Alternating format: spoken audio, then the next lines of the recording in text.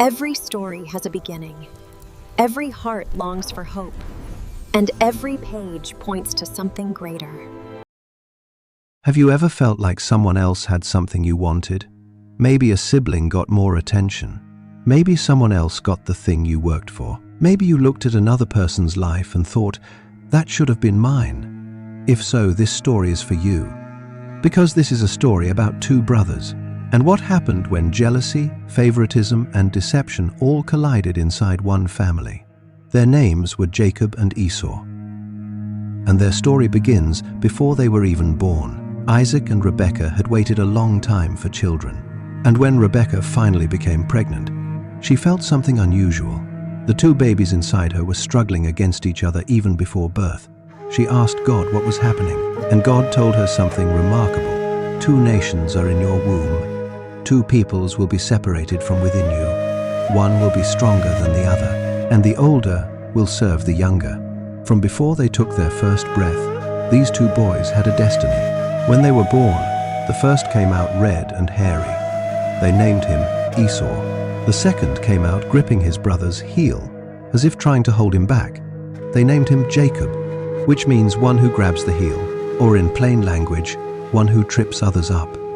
And that name would turn out to be very accurate. Esau became a skilled hunter, outdoors, rugged, his father Isaac's favorite.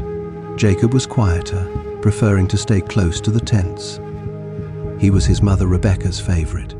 And in this family, the favoritism ran deep on both sides. One day, Esau came home from hunting completely exhausted and desperately hungry.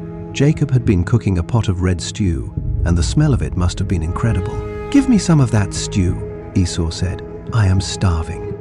And Jacob, always calculating, always looking for an angle, saw his opportunity. "First, sell me your birthright," he said. Now the birthright was enormous. As the firstborn son, Esau was entitled to a double portion of his father's inheritance and the honored position of family leader. It was not just money, it was identity, legacy, future. Esau looked at the stew. He looked at Jacob, and he said something that revealed exactly where his heart was. "What good is a birthright to me if I am about to die of hunger?" He traded the most valuable thing he had for a bowl of soup. Jacob gave him the stew. Esau ate and got up and walked away. And the Bible says he despised his birthright. One impulsive decision, one moment of giving in to immediate appetite over long-term purpose, and it would cost him everything. Years passed. Isaac grew old and nearly blind. Knowing his time was short, he called for Esau and asked him to go hunting and prepare a special meal, after which Isaac planned to give Esau his formal blessing as firstborn son. A father's blessing in this culture was not just words.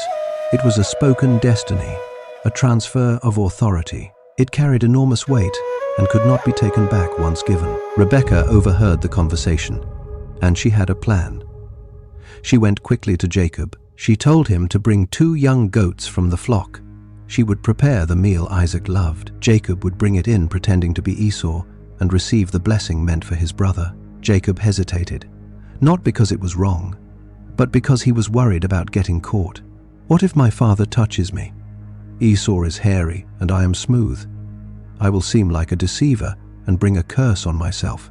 Rebekah brushed it aside. "Let the curse fall on me. Just do what I say." So Jacob put on Esau's clothes. Rebekah placed the goat skins on his hands and neck to mimic Esau's texture, and he walked into his father's tent. Isaac was suspicious. "The voice sounds like Jacob, but the hands feel like Esau," he asked directly. "Are you really my son Esau?"